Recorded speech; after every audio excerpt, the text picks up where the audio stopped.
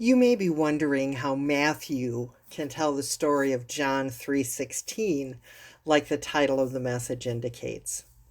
Well, in full disclosure, Matthew's not the apostle, but one of my sons. And we named him Matthew because the name means gift from God. This coming Sunday is an anniversary for me. It will be 40 years since Matthew was born. And I want to share his story with you because he taught me more about John 3:16 than anyone else in this world.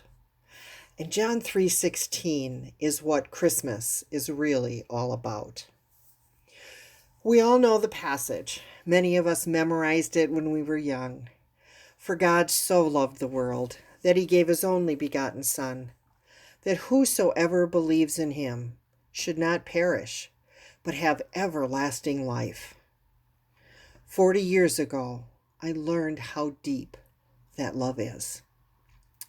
That entire pregnancy was different for me. I'm one of the lucky ones who would suffer from morning sickness for 9 months. This pregnancy, I didn't have any of that. And there were lots of other things that differed this time, but the doctor kept pushing my worries aside. I tried not to worry, but something deep inside told me that something was not right.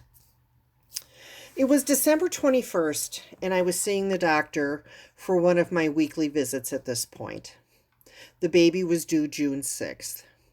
Tom was home watching the other two who were 18 and 25 months. And the doctor walked into the exam room with his usual demeanor, but quickly his face changed when he went to listen to the heartbeat. He very calmly told me he wanted to send me for an ultrasound, and that was all I knew. Fortunately, his office building was attached to the hospital. Instinctively, though, I knew something was wrong, and I had the wherewithal to call Tom and have him find a sitter for the kids. We only had one car, so I would go home, pick them up, drop off the kids, and have him stay with me for the test and the visit with the doctor. I had time since you need a full bladder for an ultrasound, and so they told me I'd have to wait an hour. Now, I should mention that ultrasounds were new back then. Every hospital didn't even have one yet. And because I'd never had one before, I didn't know that it was unusual for them to have the screen turned away from me as they moved the camera around. I had no idea what the technician was looking for or seeing. And once she was done, we went back to the doctor's office. I didn't say much to Tom. I just wanted my husband there because I knew the doctor had bad news, and I needed him to be able to take charge and drive us home. We were shown into the doctor's office. I never thought that my obstetrician even had an office with furniture. All I'd ever seen was exam rooms. He came in and told us as gently as any human could that our son was dead. Tom had a meltdown like I'd never seen. And the doctor was gracious enough to leave the room while we cried, and after a bit, he came back in.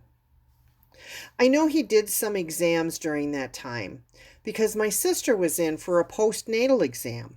She had given birth a month earlier to a little girl that she had put up for adoption.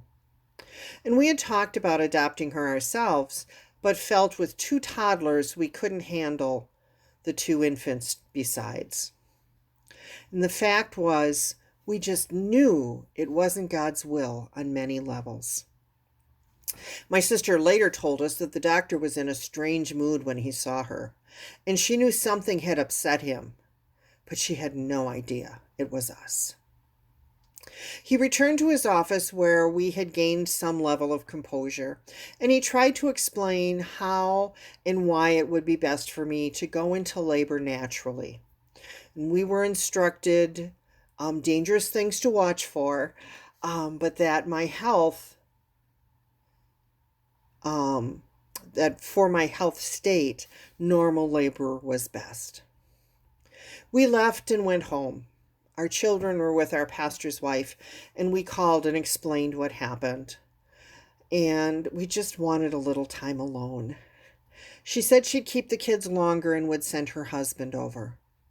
And though he tried to comfort us, we were numb. We sat in a room where we anticipated celebrating Christmas in a few days, but there was no festivity in our hearts.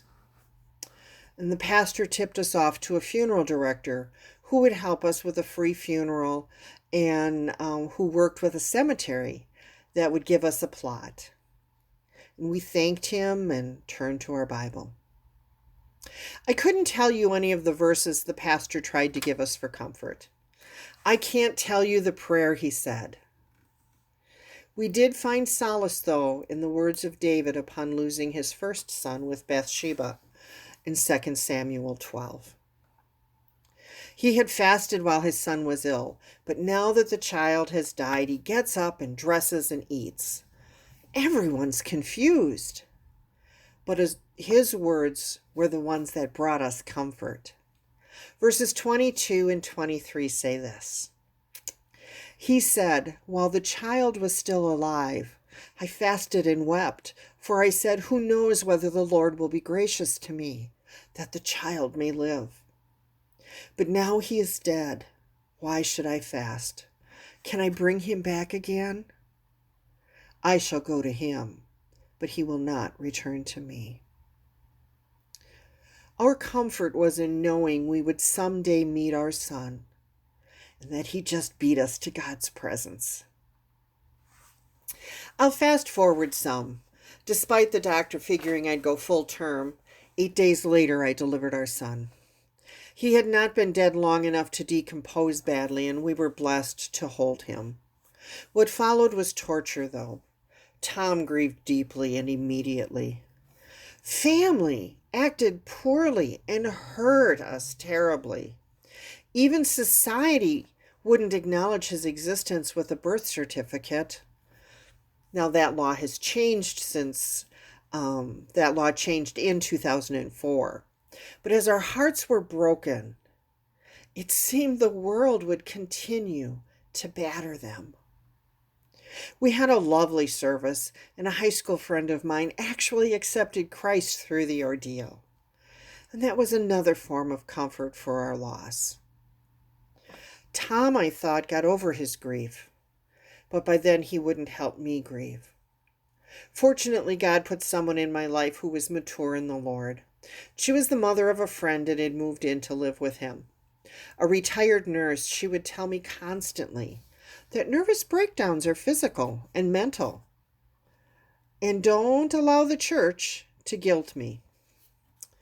I politely listened, but talked incessantly about my loss. She listened faithfully, praying for me, because I didn't realize she was warning me that I was heading for that breakdown. I thought I was much healthier than I really was. You see, it took me about 7 years to deal with the death as completely as I ever would. It was about the same time that we found out why we had lost him, and that our last son, following him, was a true miracle based on my health. Going through the grieving process, I realized one day that I was being selfish. I had self-pity because I didn't get to meet a child I'd carried full term. But this child never had to go through the pain of childbirth, or suffer from hunger, or be punished for things as he grew into adulthood. He got to be conceived and go right into the presence of God. And God would keep him safe until I could join them in heaven. Yes, it was selfishness that caused my mourning. Then one day I thought about the pain. And for those who have never lost a child, it is a physical pain that nothing can take away. And that pain, I realized, was what Jesus' sacrifice was all about. People preach all the time that when Jesus cried out that God was forsaking him, I realized that what they were saying was wrong. God was being a parent and he couldn't look on the pain his son bore.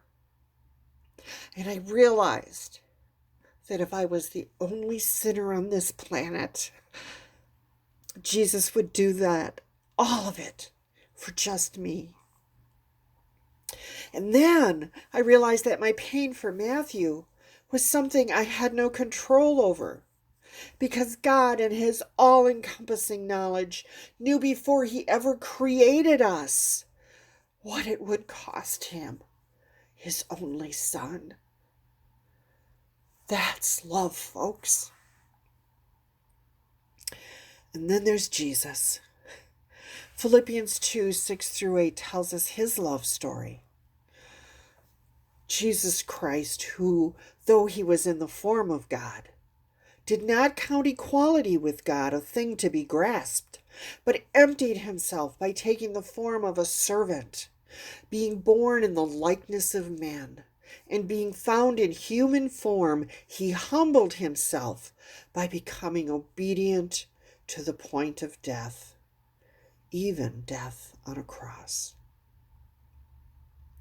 Again, I have to say, that is some deep love. He willingly left heaven, suffered in a physical body, went through one of the most grueling deaths, all because he wanted this sinner with him for eternity. How could I ever doubt I am loved? Tom never dealt with the loss. Christmas was always painful for him, and our children never understood his Scrooge-like attitude. And me? Well, John 3:16 means so much more to me than the average person. 40 years ago, God taught me how much love is packed in that one verse. And God willingly went through the worst pain a human can suffer. Oh yes, I will make that statement. Anyone who has buried a child will tell you it is the greatest pain in their life. We don't have a choice. But God chose to love us that much. And more than that, create us, knowing what disappointments we'd be. I also read John 15, verses 13-17, through different eyes. Greater love has no one than this, that someone lay down his life for his friends. You are my friends if you do what I command you. No longer do I call you servants, for the servant does not know what his master is doing.